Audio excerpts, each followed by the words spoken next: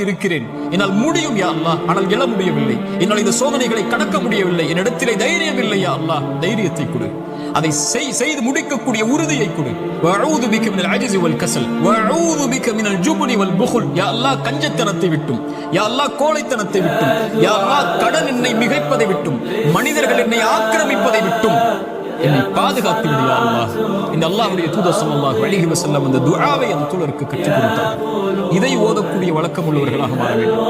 இப்படி அல்லாஹ்வை அழைக்கக்கூடிய முறையில் அல்லாஹ் وَإِذَا سَأَلَكَ عِبَادِي عَنِّي فَإِنِّي قَرِيبٌ أُجِيبُ دَعْوَةَ الدَّاعِ إِذَا دَعَانِ. அழைப்பவர்கள் அழைத்தால் அந்த அழைப்பிற்கு பதில் கொடுக்காமல் இருப்பதில்லை அல்லாஹ்வின் தூதர் சொன்னார்கள். ஒரு மனிதன் ஒரு முஃமின் அல்லாஹ்விடத்திலே கரம் ஏந்தி அவனுடைய கரம் அல்லாஹ் கொடுக்காமல் கீழே விழுந்தால் அவன் கேட்பதை இறைவன் வெட்கப்படுகிறான் என்று அல்லாஹ்வுடைய தூதர் ஸல்லல்லாஹு அலைஹி வஸல்லம் சொன்னார்கள்.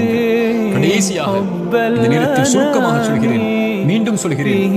நோயால் சிரமப்படுகிறீர்களா, இழப்புகளால் சிரமப்படுகிறீர்களா, பிரிவால் சிரமப்படுகிறீர்களா, கடினமான காலத்தை வாழ்க்கையில் கடக்கிறீர்களா, ஒருபோதும் அல்லாஹ் உங்களை கைவிட மாட்டான்.